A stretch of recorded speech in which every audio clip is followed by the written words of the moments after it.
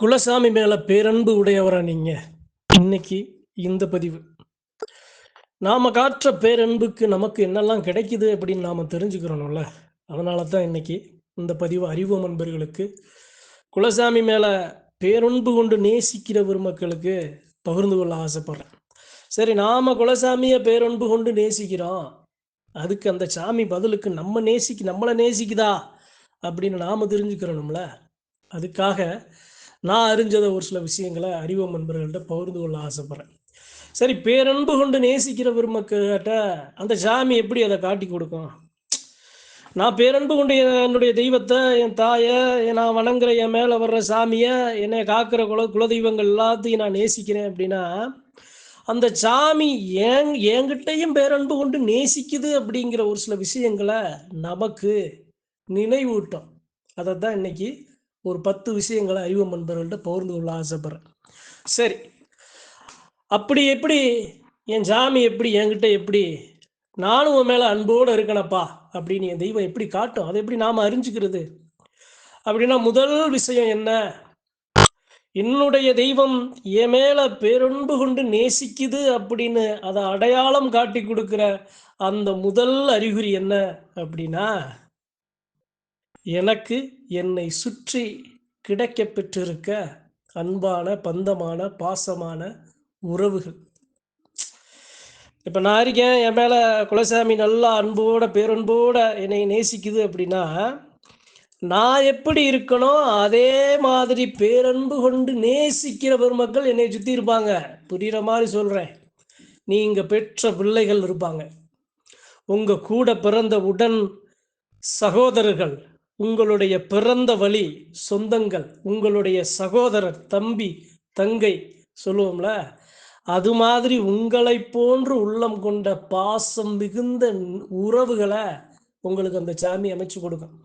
இதுதான் முதல் அறிகுறி, முதல் அடையாளம்.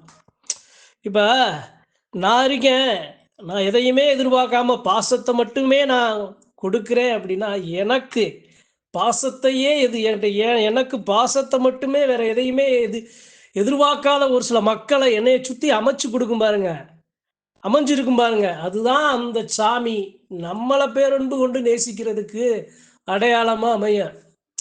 அப்படியே முன்னாடி வந்து நின்று நேருக்கு நேராக நின்று அப்படியெல்லாம் அந்த சாமி நம்மகிட்ட யாருக்கிட்டையும் காட்டி கொடுத்துடாது. நமக்கு நடக்கிற நல்லதை, அந்த நல்லதை அமைச்சு கொடுக்குற மாபெரும் சக்தியாக இருக்கும். என் தம்பி மாதிரி பாசமாக யாரும் இல்லை, என் ஆத்தா மாதிரி பாசமாக யாரும் இல்லை, என் அன்னை மாதிரி பாசமாக யாரும் இல்லை, என் தங்கச்சி மாதிரி பாசமாக யாரும் இல்லை, என் தாய் மாமை மாதிரி பாசமாக யாரும் இல்லை, அப்படி என் பெற்ற பிள்ளைகள் போல பாசமாக யாரும் இல்லைங்கிற அந்த ஒரு நிகழ்வை நம்மை சுற்றி நம்ம சாமி அமைச்சு கொடுக்கும். இதுதான் முதல் அடையாளம், முதல் அறிகுறி. சரி, ரெண்டாவது, குலசாமியை மேலே பேரன்பு கொண்டு நேசிக்குது அப்படின்னு ரெண்டாவதாக நமக்கு காட்டி கொடுக்குற, நமக்கு கொடுக்குற நல்லது என்ன, அறிகுறி என்ன, அடையாளம் என்ன அப்படின்னா, பணம் இருக்காது, பொண்ணு இருக்காது, பொருள் இருக்காது, சொத்து பத்து இருக்காது, ஆனால் மன நிறக்க நிம்மதி இருக்கும். நிம்மதி எதுவுமே இருக்காது, கஷ்டப்படுவேன், கண்ணீர் விடுவேன், வேதனைப்படுவேன், ஆனால் எதுவாக இருந்தாலும் என் மனசில் ஒரு நிம்மதி இருக்கும். அந்த நிம்மதி எவ்வளவு பணம் கொடுத்தாலும் அதை வாங்கிட முடியாது. அந்த நிம்மதின்னு, நான் நிம்மதியாக இருந்தால் தான் என் உடலுக்கு ஆரோக்கியம், நான் இருக்கிற இருப்பிடத்துக்கு ஆரோக்கியம், என்னை சுற்றி இருக்கிற என்னுடைய குடும்பத்துக்கு ஆரோக்கியம். அந்த நிம்மதியை அந்த சாமி நமக்கு திருப்பி கொடுக்கும். இதுதான் ரெண்டாவது அறிகுறிகள், ரெண்டாவது அடையாளம். சரிங்க, என் குலசாமி வேற என்ன கொடுக்கும்? நான் பேரன்பு கொண்டு என் தெய்வத்தை நேசிக்கிறேன், அந்த சாமி எனக்கு என்ன திருப்பி கொடுக்கும் அப்படின்னா, அந்த சாமி என்ன திருப்பி கொடுக்கும் தெரியுமா? நீ காலத்துக்கு நீ என்னை வணங்கு, நீ காலத்துக்கு என்னை நினை, நீ காலத்துக்கு என் எல்லைக்கு வா, காலத்துக்கு என் பேரை நாவல உச்சரி அப்படிங்கிற மாதிரி அந்த சாமி நம்மளை அந்த சாமியோட பக்கத்திலே வச்சுக்கிறோம். காலத்துக்கு அந்த சாமியை வணங்குவேன், காலத்துக்கு அந்த சாமியை நினைப்பேன், காலத்துக்கு அந்த தெய்வத்தை கண்ணழகு பார்ப்பேன், காலத்துக்கு அந்த தெய்வத்தை வழிபட்டு வழி வழியா நான், என் பிள்ளை, என் பேரன், பேத்தி, அப்படி தொடர்ந்து என்னுடைய தலைமுறையா அந்த சாமியை வணங்கி போவோம், விடாம வணங்கி போவோம். எங்க அப்பா வீட்டு சாமி, எங்க தாத்தா வீட்டு சாமின்னு உங்க வாரிசுகள்லாம் அந்த சாமியை வணங்க. இதுதான் மூன்றாவது அடையாளம், அறிகுறி. சரி, நான்காவது, குலசாமி உங்களை பேரன்பு கொண்டு நேசிக்குது அப்படின்னு காட்டி கொடுக்குற நான்காவது அறிகுறி என்ன அப்படின்னா, யாருக்குமே கொடுக்காத உரிமையை அந்த சாமி உங்களுக்கு கொடுக்கும். யாருக்கும் கொடுத்துருக்காது. நீங்கள் மனசுல நினைக்கிற கோரிக்கையை அந்த சாமி நிறைவேற்றி கொடுக்கும். அதே சமயம் யாருக்குமே கிடைக்கப்பெறாத அதிகாரத்தை, முன்னுரிமைய, உறவுகளுக்குள்ள, அங்காளி வங்காளி பெருமக்களுக்குள்ள கிடைக்கிற மரியாதையை உங்களுக்கு நிறக்க கொடுக்கும். சத்தியமான உண்மை. சரி, இது நான்காவது அறிகுறி, அடையாளம். சரி, அஞ்சாவது, குலசாமி பேரன்பு கொண்டு என்னை நேசிக்குதுன்னா அஞ்சாவது என்ன அப்படின்னா, சாமியை நான் விட்டு விலகி போனாலும் அந்த சாமி என்னை விட்டு விலகாது. ஐயா வேணாமியா, நான் உன்னை கும்பிடல, எல்லைக்கே வரல, நான் பாட்டுக்கு போறேன் ஐயா, என்னை விட்டுறியா அப்படின்னு போனால அந்த சாமி என் பின்னாடி பச்சை குழந்தை எப்படி அழுது ஒரு ஆத்தா பின்னாடி முந்தி சேலையை பிடிச்சி ஓடி வருமோ அதே மாதிரி அந்த சாமி உங்க பின்னாடி ஓடி வருங்க. உண்மையான மக்கள், மேன் மக்கள், சத்தியமான மக்கள் அந்த தெய்வத்தை உதறி தள்ளிவிட்டு போனாலும் அந்த சாமி உங்களை விடவே விடாது. பச்சை குழந்தை மாதிரி அழுது கூட உங்களை மறுபடியும் அணைச்சிக்கிறோம். உங்களை விட்டுறாதுங்க, விடவே விடாது. ஏன் அந்த தெய்வத்தை விட்டு நீங்க விலகி போகணும்னு நினைக்கிறீங்க? உங்க உள்ளம் இருக்குல்ல, அந்த உள்ள அந்த சாமிக்கு தெரியும்.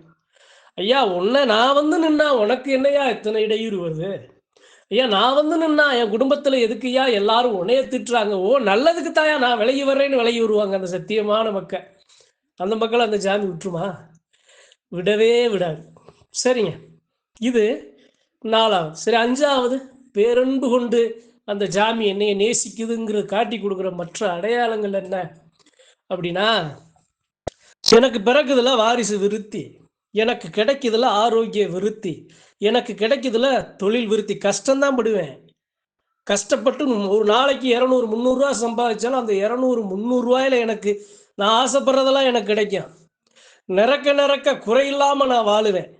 என்னுடைய தேவைகளை, என்னுடைய விருத்திகளை, என்னுடைய சந்தோஷமான நிகழ்வுகள் எல்லாத்தையும் எனக்கு என்ன கிடைக்க பெற்றிருக்கோ அதை வச்சு அந்த சாமி என்னை மகிழ செய்யும், இன்பமா என்னை வச்சுக்கிறான். இதுதான் அஞ்சாவது.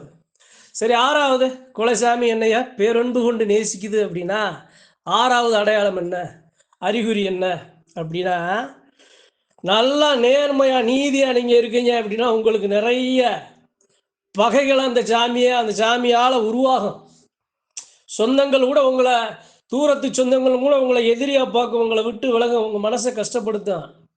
எப்படி யாரெல்லாம் நல்லா இருக்கணும்னு நீங்க நினைக்கிறீங்களோ அந்த மக்கள் எல்லாரும் உங்களுக்கு நீங்க சொல்ற அந்த செயல், உங்களுடைய பாசம், உங்களுடைய நீங்க கொடுக்கறதுனால என்ன ஆகும் அப்படின்னா, உங்களுக்கு ஒரு சில கஷ்டங்களை அவங்க எல்லாம் திருப்பி கொடுப்பாங்க. ஏன் அப்படின்னா அந்த சாமி உங்களை உண்மையா, நேர்த்தியா, நிகரா நிப்பாட்டி இருக்கு. அதனால வளைஞ்சு கொடுக்காம, இதுதானப்பா நல்லது, நீ செஞ்சது தவறு அப்படின்னு அந்த மக்களுக்காக நீங்க அவர்கள் செய்கிற தவறை நீங்க சுட்டி காட்டுறதுனால அவர்கள் மூலமா பகைகளும் கஷ்டங்களும் உங்களுக்கு அந்த இடத்துல வராது. காரணம் யாரு? உங்க தெய்வம். உங்க தெய்வம் உங்களை அப்படி வழி நடத்துறதுனால வளைஞ்சு கொடுக்காம, அநீதிகளுக்கு துணை போகாம, அதர்மங்களுக்கு துணை போகாம, யாராக இருந்தாலும், பெற்ற பிள்ளையாக இருந்தாலும் இது தவறு, இது செய்யாத, இதுக்கு தண்டனை அப்படின்னு நாம சொல்றதுனால நமக்கு ஒரு சில பகைகளை உருவாக்கி கொடுக்கும். சரிங்க, இது 6. ஏழாவது, குலசாமி என்னை பேரன்பு கொண்டு நேசிக்குது. ஏழாவது என்ன அப்படின்னா, நான் நினைப்பேன் என் சாமியை எப்படியாவது நான் தெய்வத்தை நான் உணர்ந்துடணும், தெய்வத்தை ஆடிடணும், தெய்வம் என் மேலே பேசிடணும், தெய்வம் கனவுல பேசணும், நான் நாளும் உணரணும்னு நான் நினைப்பேன். ஆனால் அது எதுவுமே நடக்காது. ஆனால் ஒரு காலகட்டம் வரும்போது அந்த தெய்வத்தோட எல்லையில் எல்லாருக்கும் சபையறிய, ஊரறிய, உலகமறிய உங்களை நீங்கள் என்னெல்லாம் அந்த தெய்வத்தின் மேலே ஆசைப்பட்டீங்களோ அது எல்லாத்தையும் ஒரு கணத்தில் நிறைவேற்றி விட்டுறோம். இப்போ ஒரு சாமியாடி பல தடைகளை கடந்து வர்றீங்க, அந்த சாமி பார்த்துக்கிட்டே இருக்கு.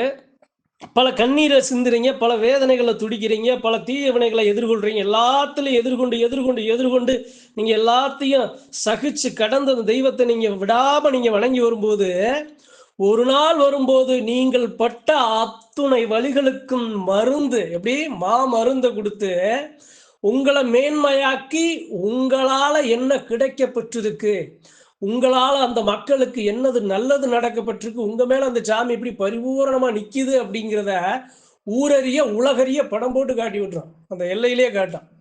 இதுதான் 7வது அந்த சாமி நமக்கு திருப்பி காட்டுற பேரன்பு. சரி, 8வது அந்த சாமி வேற எப்படி உங்க மேல இருக்கிற அன்பை காட்டும் அப்படின்னா, உரிமையோட பாசத்தோட உங்கள்கிட்ட வந்து கேட்கும், எனக்கு ஒரு கொலுசு எடுத்து கொடு, எனக்கு ஒரு மூக்குத்தி எடுத்து கொடு, எனக்கு ஒரு வளையல் எடுத்து கொடு, எனக்கு ஒரு அருவா அடிச்சு கொடு, எனக்கு இந்த படையலை கொடு, எனக்கு சுருட்டை கொடு, நான் விரும்புகிற இந்த ஒரு ஏதாவது உரிமையோட யாருக்கிட்டையும் கேட்காது. கோடான கோடீஸ்வரன் கூட கேட்காது.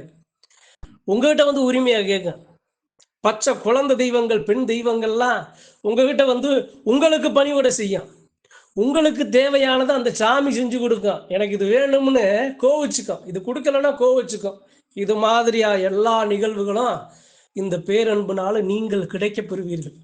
சரி, 9வது குலசாமி உங்க மேல பேரன்பா இருக்கு அப்படின்னு காட்டி கொடுக்குற வேற என்ன அறிகுறிகள், வேற என்ன அடையாளங்கள் அப்படின்னா, அந்த எல்லையில அந்த சாமியை எல்லார விடையும் நீங்க அந்த சாமியை பரிபூரணமா ஒருபடிக்கு மேல நீங்க நேசிச்சு வருவீங்க. உங்களை பத்தி கஷ்டப்படுறீங்களோ இல்லையா, அந்த சாமியை பத்தி நீங்க கஷ்டப்படுவீங்க. உங்களை பத்தி சிந்திக்கிறீங்களோ இல்லையா, அந்த சாமியை பத்தி சிந்திப்பீங்க. நீங்க சாப்பிட்றீங்களோ இல்லையா, அந்த சாமிக்கு என்ன கொடுத்தோம், என்ன வச்சோம், சாமியை கும்பிட்டோமா, சாமிக்கு தேவையானதை வீட்டில் செஞ்சோமா, சாப்பிட்ட பின்பு அந்த சாமிக்கு படைச்சிட்டு நம்ம சாப்பிட்டோமா, இன்னைக்கு வெள்ளி செவ்வாய் சாமியை கும்பிட்டோமா அப்படின்னு உங்களை மறந்து அந்த தெய்வத்துக்கு முன்னுரிமை கொடுக்கிற நிலை அந்த இடத்துல நீங்கள் அது போன்ற தோற்றத்தை உங்களை சுத்தி அந்த சாமி உருவாக்கிறோம். எப்படி அப்படின்னா, உங்களை அப்பப்போ நினைக்க வச்சுக்கிட்டே இருக்கும். அப்பப்போ உங்கள்கிட்ட தேவையானதை உங்களை பார்க்க நீங்கள் வணங்கும் போது அந்த சாமி உங்களை பார்க்கும். நீங்கள் கண்ணீர் விட்டு அழுகும்போது அந்த சாமி உங்கள் கண்ணீரை துடைக்கும். நீங்கள் கண்ணீர் விட்டு உங்கள் கஷ்டங்களை சொல்லும்போது அந்த சாமி உங்கள் முன்னாடி காது கொடுத்து கேட்கும். இது எல்லாமே நடக்கும். இது எல்லாம் அந்த சாமி உங்கள் மேலே பேரன்பாக இருந்தால் மேக் அவுட்டாக உங்கள் கண்ணுக்கு தெரியாது, ஆனால் எல்லாம் இது யதார்த்தமாக நடக்கும். உங்கள் பூஜைகள் நடக்கும்.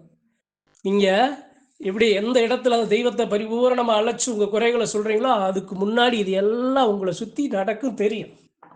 சரி, 10வது உங்கள் குலசாமி உங்கள் மேலே பேரன்பு கொண்டு நேசிச்சா வேற என்ன உங்களுக்கு திருப்பி கொடுக்கும் அப்படின்னா, எப்படி சொல்கிறது, எப்படா எப்போ எப்போ எப்போ அந்த எல்லைக்கு நீ வருவ, உன் பிள்ளைய வரும், உன்னை ஏதாவது எனக்கு கொண்டு வருவ, நீ எனக்கு ஆசையா நீ வந்து என் எல்லையில பணிவிட செய்வ, நீ ஆசையா வந்து என் எல்லையில இருக்க மக்களுக்கு 4 பேருக்கு நல்லதை சொல்லுவ அப்படின்னு அந்த சாமி உங்களுக்காக வழிமேல் வெளி வைத்து காத்து கிடக்கும்.